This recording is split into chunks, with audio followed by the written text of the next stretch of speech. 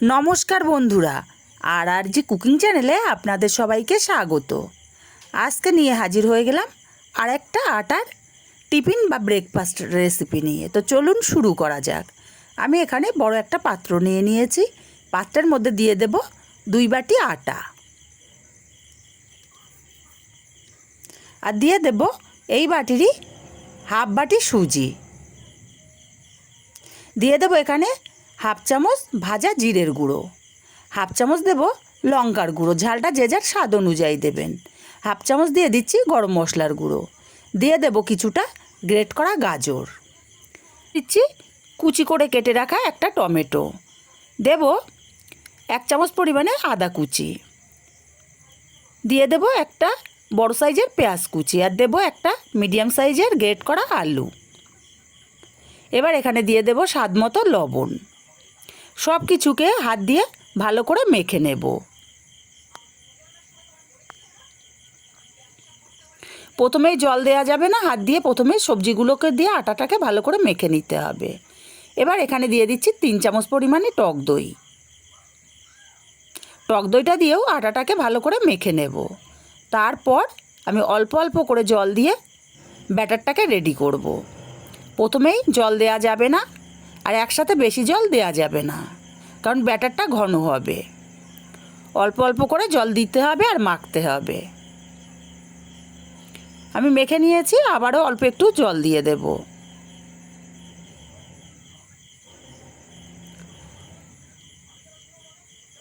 দেখুন, আমি অল্প অল্প করে জল দিয়ে ঠিক এরকম ঘন একটা ব্যাটার রেডি করে নিয়েছি। এখন গ্যাসে একটা কড়াই বসিয়ে দিয়েছি। দিয়ে দেবো 1 চামচ পরিমাণে সাদা তেল। দিয়ে দেবো এখানটায় বেশ কিছুটা গোটা জিরে। গোটা জিরের পরিমাণটা বেশি হলে খেতে বেশ ভালো লাগে। আর হাফ চামচ পরিমাণে কালো সর্ষে দিলাম। ফোড়নটাকে ভেজে নেব। ফোড়নটা কয়েক সেকেন্ড ভেজে নিয়েছি, সুন্দর একটা গন্ধ বেরিয়ে গেছে। এবার এখানে দিয়ে দিলাম বেশ কিছুটা কারি পাতা। কারি পাতাটাকেও কয়েক সেকেন্ড ভেজে নেব, সুন্দর একটা গন্ধ বেরোনো পর্যন্ত। সুন্দর একটা গন্ধ বেরিয়ে গেছে। গ্যাসটা অফ করে দিয়ে তেলটা আমি আটার ব্যাটারের মধ্যে দিয়ে দিলাম। এবার সব কিছুকে খুব ভালো করে মিশিয়ে নেব। খুব ভালো করে মিশিয়ে নিয়েছি, ব্যাটারটা আমার একদমই রেডি। এবার ওই একই কড়াইতে আমি দিয়ে দেব 3 চামচ পরিমাণে সাদা তেল। এই রেসিপিটা বানাতে কিন্তু তেল বেশি লাগে না। এই তেলেই কিন্তু আমার সম্পূর্ণ রেসিপিটা হয়ে যাবে। এবারে 1 হাতা করে ব্যাটার নেব আর এইভাবে ছড়িয়ে দিলাম। গরম তেল খুন্তি দিয়ে দিয়ে একটু ওপরে ছড়িয়ে দেব, যাতে ওপরটাও ভালোভাবে ভাজা হয়। বন্ধুরা, রেসিপিগুলো যদি ভালো লাগে অবশ্যই একটি লাইক দেবেন। লাইক দিতে ভুলবেন না। একটি লাইক দিলে কিন্তু ভিডিও বানানোর মোটিভেশন বাড়ে। এক পিঠ ভাজা হলে আরেক পিঠ উল্টে দেব। আর আপনাদের একটা লাইক কিন্তু আমাকে অনেক দূর পৌঁছে দেবে। এইভাবে উল্টে পাল্টে নিয়ে সুন্দর একটা কালার আসা পর্যন্ত ভেজে নিতে হবে।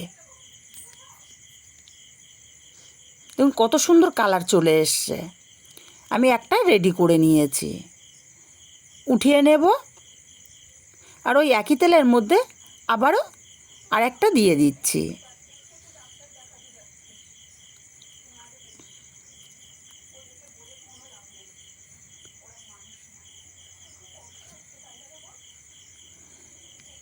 গরম তেল আবারও খুন্তি দিয়ে দিয়ে একটু ওপরে দিয়ে দেব, যাতে ওপরটাও ভালোভাবে ভাজা হয়।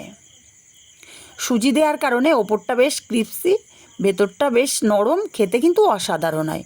কোনো তরকারি লাগে না।